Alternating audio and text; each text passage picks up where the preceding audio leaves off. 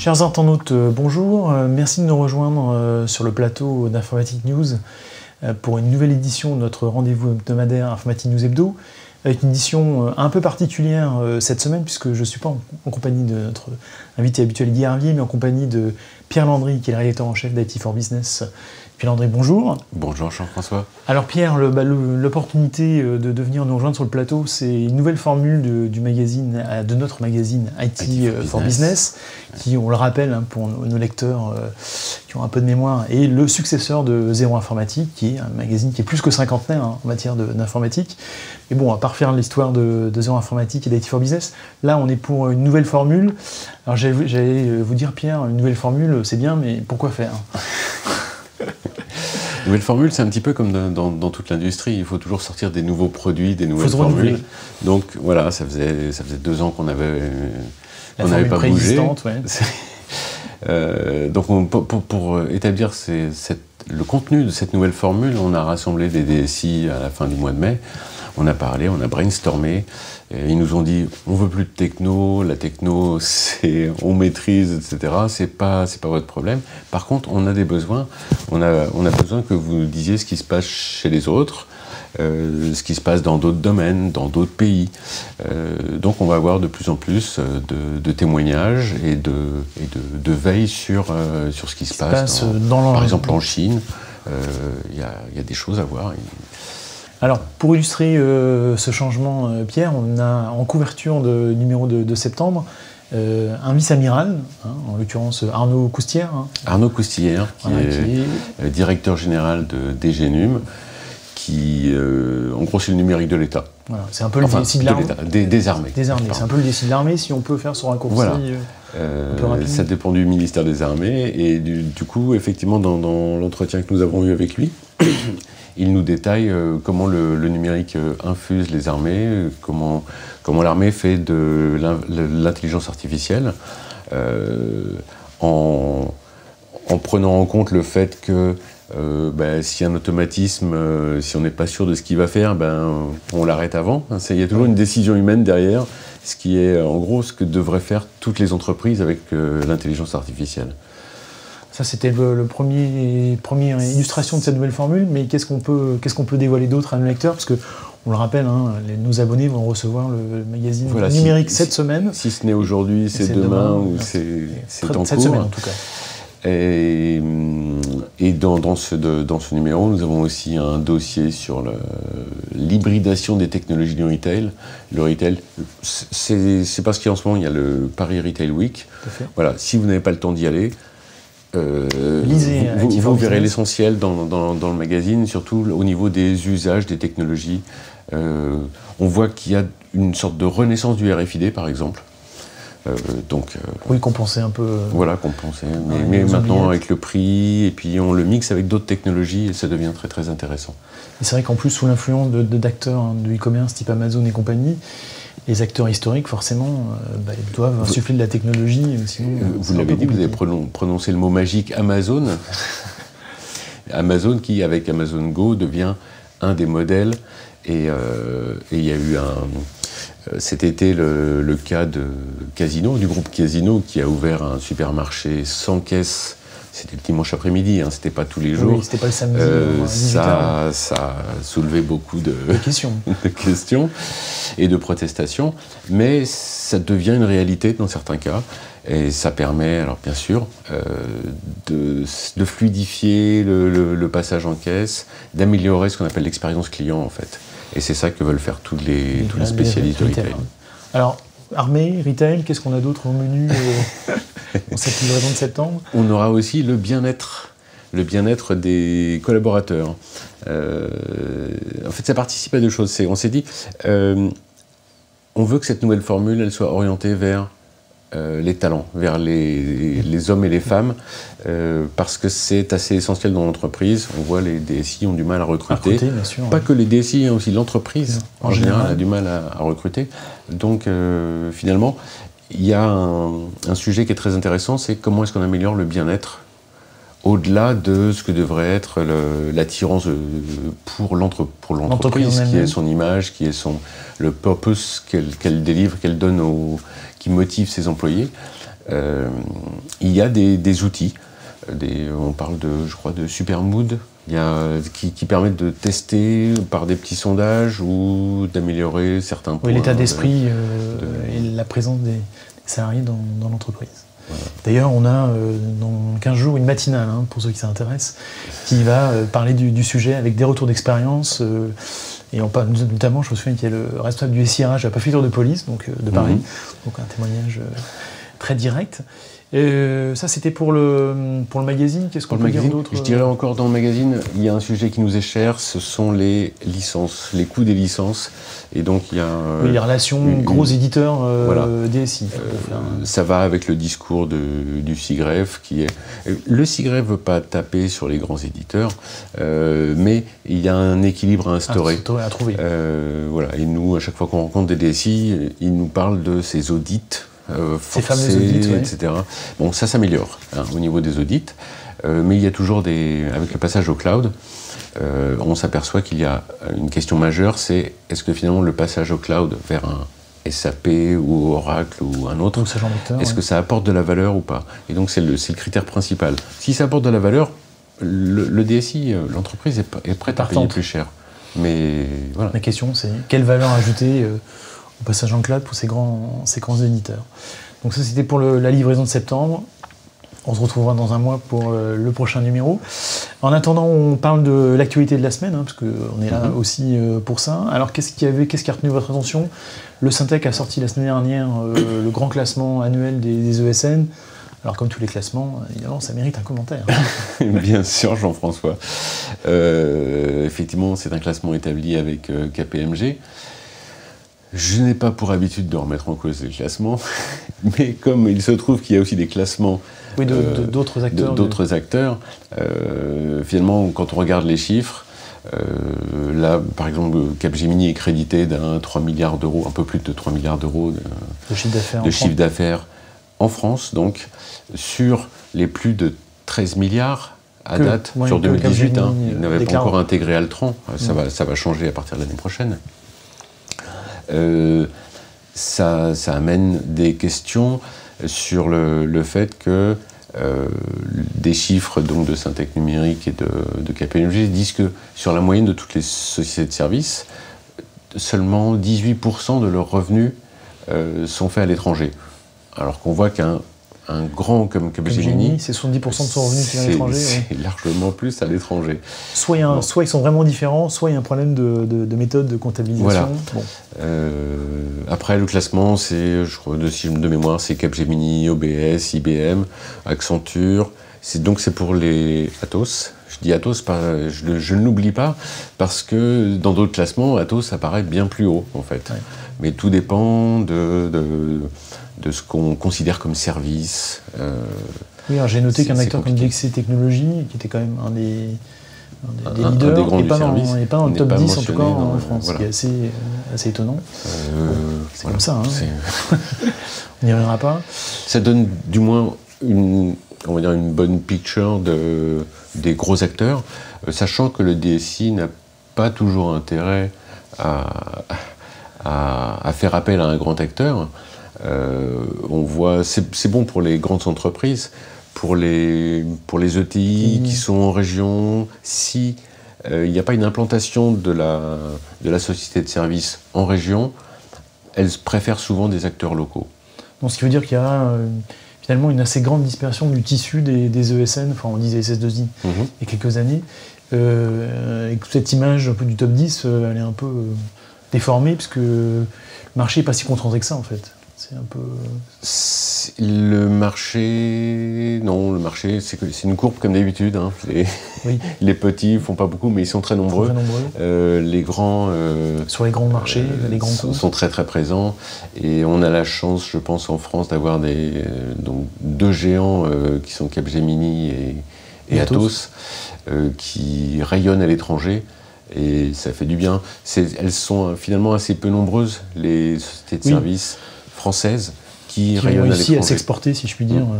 C'est vrai. Si on regarde le classement français, en fait, très très vite, on a des groupes open, des Devoteam, des Econocom, qui sont... Econocom, SQLI, etc., qui finalement ne rayonne pas à l'étranger. En fait. Très bien. Bah écoutez, suite l'année prochaine pour le nouveau classement. Et maintenant, on continue sur cette logique de classement. Cette fois-ci, on parle de ce qui est au cœur de l'informatique, les langages, avec le hit parade annuel, si je puis dire, des langages informatiques, avec Python qui est revenu à la mode. Qui est à la mode, Enfin, c'est plus qu'une mode d'ailleurs. Oui, c'est un critère d'embauche, ma fille qui est dans l'informatique, elle fait du Python, c'est ce qu'on lui a demandé et elle est prête à le faire et c'est ce qui attire les jeunes, plus qu'un C, C++. Oui, qui étaient quand même les grands langages d'il y a une dizaine d'années. Aujourd'hui, ils sont pas tombés aux oubliettes, mais non, ils sont encore bien classés. Bien classés, mais donc Python, Java qui a toujours bien classé, C, C++. Alors j'ai vu aussi R dans le classement qui monte aussi, qui est dans le top 10, qui n'était pas non plus un langage très... Alors c'est peut-être à relier aussi avec la montée en puissance de tout ce qui est autour de la data, peut-être l'illustration concrète que finalement on parle beaucoup de big data, enfin avant on disait big data, maintenant plutôt intelligence artificielle, mais finalement la manipulation des données, c'est vraiment en train de monter en puissance dans les entreprises et qu'il y a des langages qui vont avec, qui sont plus le Python, le R que le C ou C++, enfin... Je ne suis pas spécialiste. Non, mais vous l'avez très bien dit. Et à côté, effectivement, des langages généralistes, on a toujours eu des langages qui se sont démarqués. Je pense à ABAP de SAP. Oui, il y a eu une communauté, parce que maintenant, il y a un autre langage pour programmer les systèmes SAP. Mais il y a surtout moins de spécifiques à faire. Et donc régulièrement on a eu des langages qui sont montés comme ça, et c'est vrai que R c'est une grosse tendance aussi parce que comme vous le disiez, la data ça drive beaucoup de développement. On n'en est pas encore à l'ère sans faire de jeu de mots, à l'ère des data scientists, ce qu'on appelle des citizen data scientists, qui sont on va dire des utilisateurs suffisamment puissants, des power users en entreprise qui développent par eux-mêmes ces petites applications, ces petits algorithmes. Ceux qui faisaient des macros sur Excel il y a quelques années, en fait, c'est un peu ça. C'est cela, il y en a toujours et ça se développe, mais je pense qu'ils ne sont pas encore assez dans la techno pour utiliser des langages un peu complexes. Alors, en parlant de langage, d'ailleurs, je ne sais pas si vous avez noté, la semaine dernière, c'était les 60 ans de COBOL. Ah non. Et voilà, quand même. COBOL, quand même, 1959. D'accord. Mais qui n'était pas le premier langage. Il y avait déjà, avant ça, il y avait des Lisp, des Fortran, des Algol. Et justement, il y a cette dichotomie entre Fortran, qui était Formula Translation, donc c'était vraiment pour les mathématiciens, pour programmer scientifiquement, et COBOL, qui est Common Oriented Business Language. Pour la gestion, on va dire. Qui est pour la gestion. Donc il y avait déjà ces deux types de langages. Ouais. Et qui sont, enfin en tout cas pour COBOL, il y a toujours une communauté. Toujours d'actualité. Toujours d'actualité, ça fait 20 ans qu'on nous dit COBOL doit mourir, et finalement, il résiste toujours un peu. Il paraît qu'il y a toujours des millions de lignes de COBOL qui sont écrites chaque année. Je crois qu'il y avait c'était une annonce d'IBM disant qu'il y avait plus de 100 milliards de lignes de code COBOL toujours en activité. C'est un existant qu'on ne peut pas nier et qui existe surtout dans les grandes entreprises. Bien sûr, avec les mainframes et ce genre de... et qu'on se pose toujours la question de savoir s'il faut les passer sur le cloud ou pas, et de quelle manière. Bon, on ne répondra pas à la question voilà. aujourd'hui. Ça fait rentrer de l'argent dans les caisses de plusieurs éditeurs spécialisés. Voilà. Alors, on parle toujours de classement, cette fois-ci on parle un peu du futur, on parle d'IA et de quantique avec... pareil, alors en fait, c'est bien le mélange des deux, hein. C'est pas un classement uniquement sur le quantique. C'est pas que le quantique. Il y a, effectivement, dans le quantique, on a toujours le Graal de l'ordinateur quantique généraliste, et puis on a le quantique qui est utilisé pour tout ce qui est décisionnel et pour de l'optimisation. Et l'IA peut bénéficier de cette deuxième classe qui a été initiée notamment par D-Wave. Que tout le monde ne connaît pas forcément. D-Wave donc, est un constructeur canadien qui a fait déjà depuis quelques années dès 2000 un ordinateur quantique où ils disent qu'il y a 2000 qubits. Alors, on n'ira pas dans le détail, mais 2000 qubits, c'est pas 2000 qubits intriqués. En gros, pour que le quantique ce soit intéressant, il faut qu'il y ait beaucoup de qubits intriqués. Là, celui le D2000, je crois que c'est 6 ou 7 qubits intriqués. Et dans la prochaine version, qui sera pour début de l'année prochaine, il parle d'intriquer 15 qubits. Donc, ce qui permet, intriquer, ça veut dire les faire évoluer en parallèle. En parallèle, ce qui est évidemment la base, entre guillemets, pas la base, mais qui est l'apport essentiel du calcul quantique. Absolument. Donc il y avait D-Wave dans ce fameux classement, dans ce fameux classement sont mis en avant D-Wave, IBM et Rigetti Systems. Donc pas d'acteur européen finalement. C'est le bon point. Effectivement, après on voit du Microsoft, du Google, mais Microsoft est parti sur une voie, on ne sait pas encore ce que ça va donner. Et Atos n'est pas dedans, mais parce que Atos effectivement ne fabrique pas. Atos fait du simulateur et pour sa stratégie, on va dire, constructeur, travaille avec le CEA et le CNRS pour éventuellement sortir quelque chose dans quelques années. Ouais. Mais sinon, non, Atos fait des partenariats très intéressants avec des grands pour son simulateur. Mais ne construit pas encore. Mais ne construit pas. IBM construit, alors pour le moment ils ont un Q-Network où on peut soumettre des algorithmes quantiques sur des machines qui sont hébergées de par le monde. Il y en aura peut-être une à Montpellier d'ailleurs. Et c'est la génération 20 qubits. De l'occasion pour dire qu'on recevra bientôt Nicolas Sekaki sur notre plateau, donc on aura l'occasion de lui poser la question. Nicolas Sekaki est le patron d'IBM France, bien sûr. Je rappelle pour ceux qui... Et il est très calé sur cette problématique, bien sûr. Cette problématique. Pierre, vous parlez de calcul quantique et on parlait de Bulatos. Bulatos qui est aussi le constructeur de supercalculateurs. Alors du calcul quantique au supercalculateur, il y a une cohérence. Hein, il y a une cohérence, c'est le même dessin, le même objectif, c'est toujours plus de puissance. Le quantique a notamment pour vocation de prendre le relais des supercalculateurs dans peut-être une dizaine, vingtaine d'années, mais pas que. Les supercalculateurs resteront. Et donc ces supercalculateurs, c'est Atos qui inaugure cette semaine. Je crois que c'était la semaine prochaine. Tout va très vite. Cette semaine, donc, à Angers, son centre d'essai de supercalculateurs. Ils ne sont pas morts, loin d'être morts. Il y a toujours une super compétition avec le top 500 des supercalculateurs que Guy connaît bien, tout à fait. Donc Bull, au travers de ce centre de démonstration, essaie de montrer qu'il reste dans la course, parce qu'il y a entre IBM, HPE, Cray évidemment, et les constructeurs chinois. La compétition sur le sujet est assez intense. Et la course à ce qu'ils appellent l'exascale. Bon, voilà. En attendant, on revient à des choses peut-être plus traditionnelles et on parle de Google. Google qui, la semaine dernière, on l'a tous vu, va payer la bagatelle d'1 milliard d'euros de rattrapage fiscal avec une partie liée à un deal conclu avec le... Voilà, ce qu'on a dit et ce qu'on dit toujours dans ces cas-là, c'est mieux vaut un bon accord qu'un mauvais procès. Voilà. Donc, effectivement, normalement, ils ont déjà payé 500 millions. 500 millions. Ils vont payer jusqu'à 1 milliard. Je crois que ça c'est fait pour solder normalement la période 2005 à 2018. Après, ce qu'on ne sait pas, c'est comment va être considérée la filiale française de Google. Oui.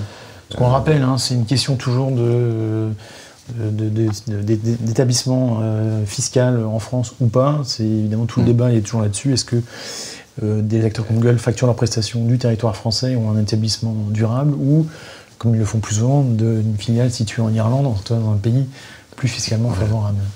L'Irlande, effectivement. Notamment. Après, ça pose la question de l'harmonisation des taux d'imposition en Europe, mais ça c'est un autre débat qu'on fera pas fera pas aujourd'hui. Bon, en attendant une prochaine peut-être nouvelle formule, merci de nous avoir rejoints, de nous avoir détaillé à la fois cette actu et évidemment cette nouvelle formule. J'invite nos lecteurs qui sont intéressés à comment dirais-je, découvrir cette nouvelle formule sur notre site. Il y aura un petit lien d'ailleurs pour ceux qui veulent consulter et s'abonner, parce qu'on peut s'abonner, c'est fait pour ça. Donc n'hésitez pas, vous êtes les bienvenus. En attendant, je vous souhaite à toutes et à tous une très belle semaine et à la semaine prochaine pour une nouvelle édition d'Informatique Hebdo. À très bientôt.